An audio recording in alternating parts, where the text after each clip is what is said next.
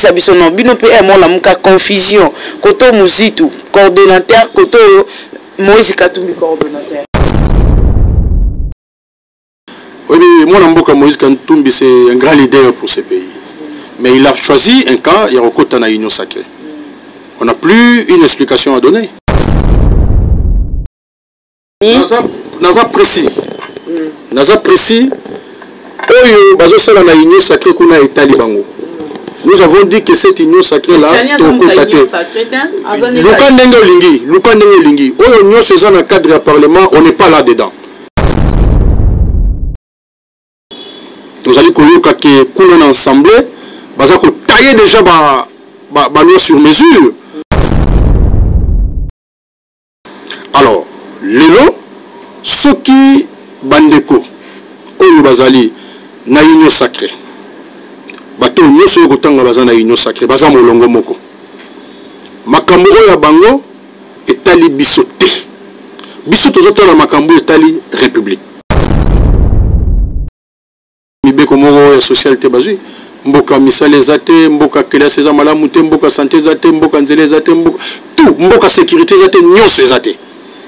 Mais dites-moi un peu, comment voulez-vous que l'Europe ait sa crédibilité dans le Parlement? Non, nous disons il faut te vendre na cadre moko paritaire pe to sali ba réforme oyo ekomema mboka liboso ba réforme ozali consensuelle ba réforme ya boyo kani Congo France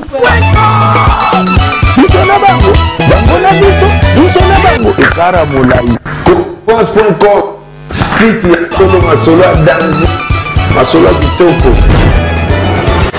Congo France.com Boye malamu na bantenne na biso na nzela ya www.congofrance.com bande ko balandi bayi téléspectateurs obomisana kolanda biso partout dans le monde entier na tombeli bino bolandi malamu o mabota mwa bino merci lelo tuyambi lisusu maître Clément Mouza o azali exécutif ya SID Tchangu et puis azali lisusu maître avocat juriste ya les alliés professionnels, pardon, avec lui ensemble, et comme Kampe Kondimbo, la tope ko sembola boso, na maïma kolikanambo cannabis République démocratique du Congo. Yambote to banda tope siembote, et puis to kozonge pananga pour une série de questions. Maître Mouza, na pesio.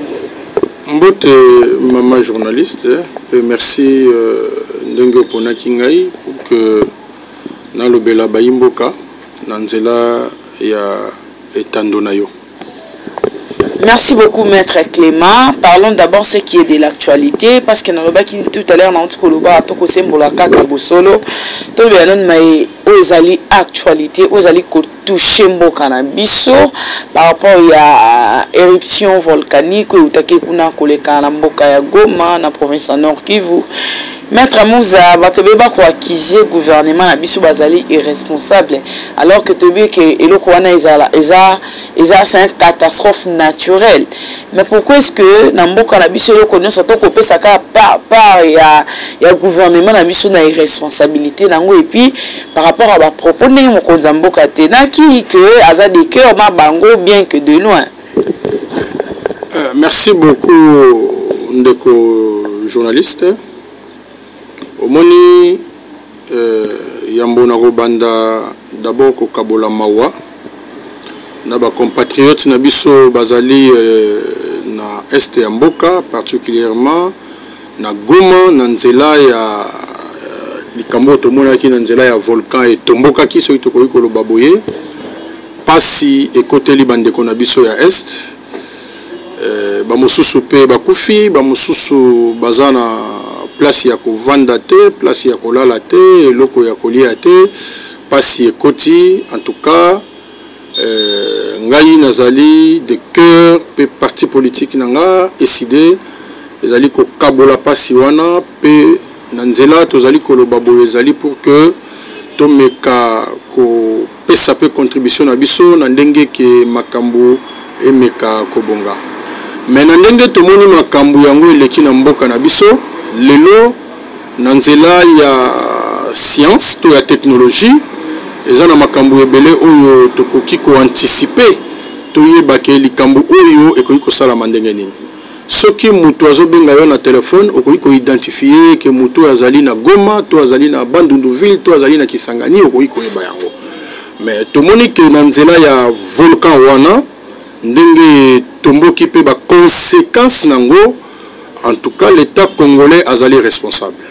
Donc tokoki même ko imaginer un procès contre la République pour la mise en danger de sa population et homicide involontaire. Parce que tokoki ko comprendre que l'État partout bazo tambola bazo promettre internet gratuit na ba institut supérieur pe universitaire. Ti le pe promesse ngo za réaliser mais observatoire ya volcan oyo bakotala makambo ezali danger pour na bato bazangi ata internet yango po basala musala pe basi babeta mbela kotalisa ke eloko ezali danger, il faut tozala na moyen pour na kosala musala. Mais l'état pesi bango eloko te bato basala wakuna baza kofuta mate, mais tala lelo situation oyo yeli biso en fait c'est une catastrophe dans une catastrophe naturelle. Donc irresponsabilité totale il y a l'état congolais. Mais comme si cela ne suffisait pas, ba beleli ke bato bozali na danger. Na 10 communes sur les 18 où il y a Goma qui n'a pas la mémoire ya malam. Mais ba pesi bango motuka te. Ba pesi bango moyen de transport te. Ba bongisi esika bato wana bakola la te. Bato ya ça qu'il faut se débrouiller, bato bazali ko kende il faut se débrouiller, bato bazali ko kende Bukavu il faut se débrouiller, place bazo kende moto akomi azo ebate akobanda wapi akosuka wapi. Donc plan ya contingence ne tolobaka ezate bongo bato ya modèle wana gouvernement ya modèle wana okoki kolobaka gouvernement ezali pona peuple.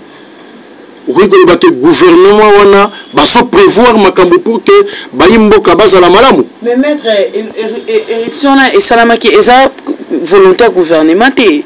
Non, mais maman na yebisi yo quelque part balobi pe congolais pas alité parce que avant déjà ba maman tant au salama na 2002 déjà ba pesa ki bango ba yo ozali journaliste.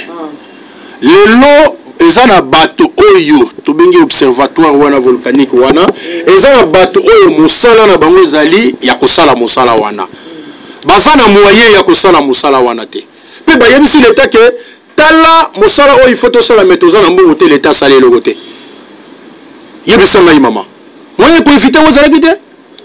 Mais est-ce que yo yebi ke ndenge tovanda ga boye à tout moment maye ko yiko tomboka mbule beti pe maye tomboki mais na soka précaution. Il faut tous aller à niveau. Mais on dit tous les gens qui cherchent à ce que vous voulez bêter, bateau de moyens à Moussa les athées. Parce que nous avons les athées, maïs partout. On a eu une catastrophe naturelle. Et ça a une négligence, et on y a Kokamba. Et dans le cas d'espèce, nous avons sûr que nous pouvons même intenter une action pour la mise en danger de la population dans le gouvernement. Parce que nous avons éviter les conséquences na yango. Yango zali naturel et que cela m'appelle le ko kangango zate mais beaucoup ko éviter ba conséquences ko ya ko yebisa bato ke mokolo boye c'est possible avec la technologie mokolo boye et le ko sala mezali boye en plein nango ko ko zala boye bolongwa partout na ba mikili to monaka soki cyclone moko ezoya mo pepo ya makasi wana basala gani ba biso to ke bolongwa place po mo pepo ko zala ekolongwa wa pe ko sala boye lolenge nini lelo oyo bayebisi batuke bolongwa na Goma parce que tomoni ke makambo ko ko sala maboy basala ngondenge ni parce que bazui moyen muke pour na ko sala musala une négligence totale lelo et même ba congolais n'a pas si à koleka qu'on pouvait éviter. Donc tomoni ke responsabilité zali ya l'état na ba conséquences autres en ngolelo parce que bandeko ba keyi wana omoni ke ba komi ko zonga bango moko pour qui communiquer ya gouvernement ya kuna et le but que bande ko bozonga nanu tete autorisé bino nan te bozonga mais bato ba kozonga parce que place ya kola les athées et le ko ya kolia les athées basa na likambo moko te ba ko sala we ko permettre moto vandi banda tongo lobi ala linza na tino kuna bino ba bika ba kenga ba zubo abandonner population na bango. Alors dans tout ça biso ba congolais il faut se plaindre non nous disons non cette façon là de gérer la chose ya mboka ezali malamu te to betela maboko na makambo soto bongo. Et ça gouvernement irresponsable. Maintenant, incident de G Salami, bino pe na part na bino incident ni boza ko kanisa pour na ba habitant. Non, ça incident c'est une mauvaise gestion caractérisée au ezo ko monana. Peut tout ça li ko dénoncer ngo. Mais je pense que mokonzi mona mboka Martin Fayulu sala qui communiquer pe alobi bandeko oyo basala ka musala ya wana ya ko collecter moi bameya moi makambo mike batsala ba disposition nyonso pe biso to ko lancer pe to ko landa na message wana pour que oyo azana moi lamba ya kolata oyo azali na moi meya moke oyo azali na moi mpata oyo azali na moi loko to ko luka pe na ba moyen oyo biso to zali nango pe ba congolais mususu bazali nango pour que to meka ko soutenir ba compatriotes oyo biso bazali na pasi wana yeli bango. Merci beaucoup, Maître Moussa. Autour de la Nanoupe Matali Siko Mikolo Balobi Loi Noël Chani. Noël Chani a aussi à Ola Koningisa Siko autour Mboka. Noël Chani a lobby et ma poste clé. Où était la présidence de la République, Assemblée nationale, Sénat. Mon toit qui dirigeant en face à la Congolaise, né de père et d'une mère congolaise. Maître Moussa. Au moni proposition to pe loi Chani, est-ce qu'ils a priorité na minute? Bon, na kosa la commentaire na loi wanate pour deux raisons. La première raison, banda braquage électoral, c'est-à-dire élection où ya soni tout ça là na mboka, où les nous ont mis la biso pas signé sur tout ça nango. Donc il y a une élection pour que tous la institution où il y a bien dans le poto forte. Institution ya solo oyo ko yiko sala ke mboka ekende liboso mais biso to sala élection lelo mboka ezongi sima lelo ezata na secteur moko ya vie nationale ezo marchete na mokuse to kolobake eza na likambo moko na mboka ezo kende malamu te makambo eza ya ko beba peza ko continuer ya ko beba pona nini poto kende élection ezaki na baloi oyo ezalaki taillé sur mesure oyo batu bazali komona ke soki tokei batieke mobeko boyeto mobeko songolo pakala na ndenge ya gouvernement ya Kabila elingaki bamonaki yango malamu melelo tala mboka ndenge komi élection memeli biso loko ya malamu te parce que zaki élection moko ezalaki ni transparente ni crédible ni élection moko oyo ezalaki ke volonté ya peuple ezali exprimer. Alors lelo soki bandeko oyo bazali na union sacrée bato nyonso yokotanga baza na union sacrée baza molongo moko makambo oyo bango etali biso te biso tozotala makambo etali république. Voilà pourquoi biso tolobaki ke il faut tosala ba réforme consensuelle ba réforme ya boyokani omoni mona mboka Martin Fayulu pona seni na ndeko Adolphe Muzito balobi basali proposition oya bango balobi te ke yango nde s'imposer balobi na ndenge makambo tambolaki malamu te na nzela ba élection oyo elekaki tala biso to proposer boye batie proposition likolo ya mesa bandeko ya union sacrée bakoyi pe koya na proposition na bango bandeko ya Kabila pe bakoyi koya na proposition na bango soki tozui compromis yango yango to bengi réforme consensuelle tolingi réforme ya boyokani to corriger ba erreur ya passé. Mais tant que tokozala na ba réforme wana consensualité ba problème ya modèle oyo yozo lo bandeko ya parce que ce sont des intérêts oyo batu bazana bango plutôt que ba intérêt ya peuple ya ko défendre. Donc nous restons dans le cadre ya ba réforme consensuelle et le Cambouana tokotike la bango tenté. Nous allons koyoka ke kuna ensemble baza ko tailler déjà ba loi sur mesure. Tomoni ndeko Kabila il faut la plénière azwa bato 4 ndeko mona mboka ba o bazana gouvernement ba on a union sacrée comment on appelle ça la majorité bazwa 6 alors que Congo mobimbezo senga il faut ba dépolitiser seni eza likambo ya bayi politique te eza likambo yo bayi société civile ndeba kumba biso pour que tous les élections soient transparentes, crédibles, les élections comme Mamboka Liboso. Mais aussi comme on a dit que la réforme est bango balingi na lolenge na bango. Mais biso na décidé tout ça formel. C'est-à-dire que tokotika biloko ya modèle wana elekate za soni pona mboka. C'est une honte pour la République. Il y a que ça la biloko wana. Oyo et là qui s'y va limite dans le passé, mais les balignes la même chose. Je pense que vous avez suivi communiqué déjà. Il y a ma confession religieuse par rapport à biloko wana. Donc politique aligna ça la makambo pour naïe, il ne pense pas à l'avenir. Pour naïe non. À un moment donné le pays doit changer. Donc beaucoup mon ami Kolo Oyokoya, en tout cas le CID prendra toutes ses responsabilités pour akotika mboka et kende na kobe bandenge ezali ko kende wana te. On ezali une façon ya ko tricher élection d'avance. Ezali une façon ya ko tia mobulu na mboka en avance parce que motonyo so lingi ke élection et kende malamu. Est-ce que ezali malamu te ke bato besoin consensus autour ya ba réforme motonyo so yebi ke ba député o bazalelo ebele ba vota bango te. Et ba député o bazali bazana illégitimité.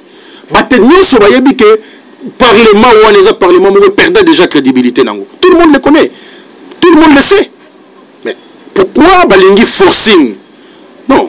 Je pense que nous allons prendre nos responsabilités. Et déjà, dorénavant, nous rejetons toutes ces propositions. Et tu peux utiliser le canon, tu peux utiliser la voix pour que total isabongo ke eloko wana population kolinga yango te ba élection to kendara te pona kaka bato non pona bato oyo lobby bakosala ke mboke kende liboso dans un pays où bato basala raté yebsa matine na ngozani dans un pays où vous n'avez aucune politique donc eloko nous sera net surprendre bato mais est-ce qu'on doit continuer comme ça? Non, nous sommes un géant en Afrique mais il faut total ça que nous sommes effectivement un géant au cœur de l'Afrique et que tokogi lobby et tout passe par des élections crédibles. Donc, maître, tout passe par des élections crédibles. Beaucoup de monde a pété que même l'élection, on peut attendre l'élection. Je crois que c'est la priorité parce que Congolais na Congolais, ils ont déçu. Ils ont voté qui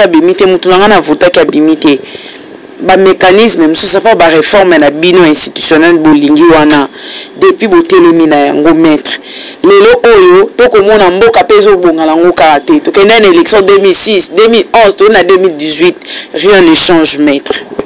Non mais les jours où nous aurons Bakambi il y a malamu le pays va décoller. Les jours où nous aurons élection où ils allaient la transparence nous faisant la crédibilité. Bon, on a que les choses vont évoluer parce que bateau redevable vis-à-vis de la population. Et vous allez voir que les choses vont évoluer. Il y a le Parlement, on a combien de lois où les alliés sociales pour le peuple. Et c'était au moins, combien les autres salama. Il y a des journalistes. Ça l'enquête, n'a pas combien besoin pour la population. Tout ça, Moussa les a raté. Moussa la nini basi baye na mboka. Et c'était. Et nous on y c'était. Donc ne vous dérangez pas trop, maman, tous en la lutte. Et la résistance, tous en ça là, ils allaient pour que le lobby Congo, où il y a lobby, ils allaient Congo, il y a Boigna, Congo, il y a Solo, Congo, où ils allaient prospérer. Et ça, donc tout le monde sait que le Parlement, où le Parlement, ils ont posé problème. Parce que au moment où il y a la socialité basée, mboka misale zate, mboka kelase za malamu te, mboka santé zate, mboka nzele zate, mboka tout, mboka sécurité zate, nyonso zate. Mais dites-moi un peu, comment voulez-vous que l'Europe ait sa crédibilité dans le Parlement? Non, nous disons, il faut te vendre dans le cadre paritaire, puis tout ça, les réformes, oyo ekomi mamboka liboso, les réformes aux consensuelles, les réformes yaboulio kani, imposition de la réforme nous allons mobiliser notre peuple. Tout le monde maman, c'est clair. Okay. Merci beaucoup maître Moussa. Apparemment Bino Boza porté par rapport à la loi Tchani. Parlons maintenant de la loi Tchani. Naza précis. Naza précis. Oyo bazo sala na union sacrée kuna Italie bango. Nous avons dit que cette union sacrée là Luka ndenge lingi. Oyo union c'est dans le cadre du parlement, on n'est pas là dedans. On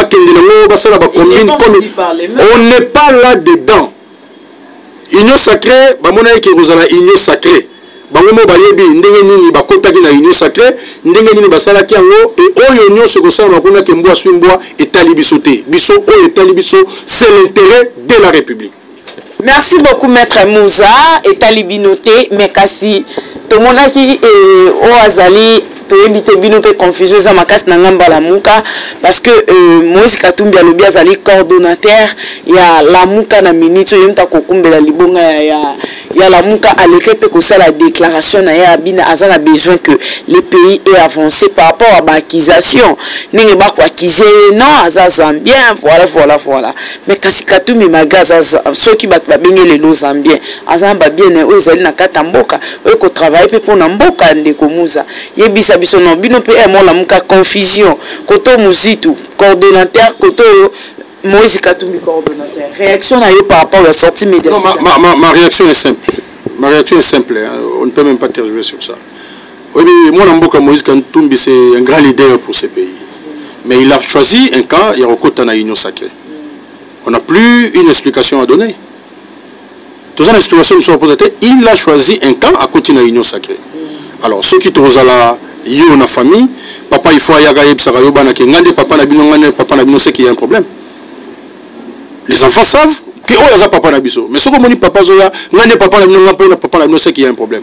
Donc, on a un débat, on n'a pas besoin de ces débats-là. Nous sommes dans la lutte. Nous assurer le développement de Mboka Nabiso. Donc, on a besoin de on n'a pas besoin de ça. Comment Mboka est Liboso. Donc, moi je considère que Naïbi est Azara na Union Sacrée. Mais il y a actuellement le bien très bien. Mais vous avez vu que Azana va ministre. Oui, d'ailleurs on a vu que Azana va ministre dans le gouvernement. Chatre la mouke pe kisa mututé a que de contribuer les lots mon son le bac. On a ngamba Brazzaville, on appelle ngamba Kinshasa. On a ngeni, on a ngamba Brazzaville, on appelle ngamba Kinshasa. On a ngeni. Et c'est impossible. C'est à vous de juger tout ça. Biso de zaku na loko le baté. Est-ce que yo yebi que Azana Union Sacrée ou Union Sacrée? Vous avez vu qu'il y a l'opposition républicaine. En ça, l'opposition républicaine n'a qu'à gouvernement, n'a pas ministre. Au moins, on a qu'à gouvernement, c'est l'opposition républicaine. Au sommet. Alors, on a un débat assez. Tout ça, un débat où la République. Un débat personnalisé dans l'ingaraté. Je reconnais en lui un grand leader politique dans la RDC. Mais ceux qui n'ont pas où il est là, Makambona nyonso eza insensé bato bako juger eza débat ya koloba lobate oza papa tesili. Merci beaucoup maître Moussa tokomi na suka ba diaspora ba rete de la Muka est connu c'est Adolphe Mouzetou. Oh mais ça connu. Mais moi je ah oui la pété na yebi ke za Katumbi te ah oui la pété yo yebi ah oui la pété bana ba yebi qui coordonnateur actuel les alliés yé la Muka est la présidente obangate et là on a présidente la Muka est la présidente coordonnateur là Fayulu nde a réussi ça ko boto la dynamique de l'opposition na lobby il peut pas liba réussir pangi na lobby les journalistes vous devez aider ce pays. Tous en Mboka oh les autres ont fortement infiltré parce que beaucoup de journalistes n'ont pas fait leur travail. Les lots toujours souffrir, les Congolais vont souffrir. La infiltration toujours dans les lots, c'est parce que beaucoup de journalistes, ça va comme il se doit être. Batouaza plus dans la polémique que dans ma Cameroun ils ont intérêt à Mboka. Combien de journalistes basi bamona rapport mapping? Combien ils sont combien? Et bien là bamona ngote bayoka ngoka ba yebe répéter. Ba yebe répéter. Vous êtes un pouvoir et vous devez nous aider, vous devez aider le pays. C'est simple. Ok, merci beaucoup maître. Congolais, tout le diaspora, dans le monde entier, va retenir en ligne vraiment. Bon. Tout a été dit, mais Bisson a décidé, tout ça la campagne à nouvelle carte. La carte Yassika Ezali, et carte où il y a mon Mboka Martin Fayoulou, où il y a parti politique naye décidé olingaka combat naye ozala libanda ya mboka to na kati ya mboka ozana moyen ya kokende na bureau ya décidé o ezali pembeni to koleka na nzela ya téléphone oko remplir ba formalité na yo pe okozwa carte na yo semi biométrique. Mais na Congolais il faut tout l'ingamboka na biso. Il faut tout développer patriotisme. Tous à la sentiment na ba makambo belé parce que ko ko zulango 100 francs, to ko ko zulango 200 francs. Mboka oyo nzambende mutalingai ke biso tous à la ba congolais et nous devons être très patriotique par rapport à oyo nzambo apesi biso. Lobi to ko koma ba grand mais ba condoléances na famille à mon amboka Yesu Titenge. C'est quelqu'un que j'ai connu dans un rassemblement. Donc vraiment na présenter ba condoléances na la famille to kaboli mawa elongo parce que tozali seko na sekote na sena mokili oyo. Nzambe azwa kaka molimo na ye na oyo nyonso asalaki pona République. Toza na jugement ko apporter mais toza ko kabola mawa ensemble. Merci beaucoup. Une fois de plus, Bino Batbozoui sur la Katikati émission, c'était là Maître Clément Mouza, cadre à l'ESID, parti cher de l'honorable Martin Fayoul Malidi, Azali, secrétaire exécutif à ESID Tchangou. Merci beaucoup. Ndebolanda Kibiso, ceux qui font l'appel, tout peut suggestion. Vous avez besoin de mettre pour la question, nous avons la inbox. En tout cas, tu peux hésiter, tu peux encore pour la prochaine fois. Merci à toute l'équipe de Congo France. Merci à Onésime Canardo qui était derrière la caméra. À nous revoir à la prochaine. Bye bye. Congo France.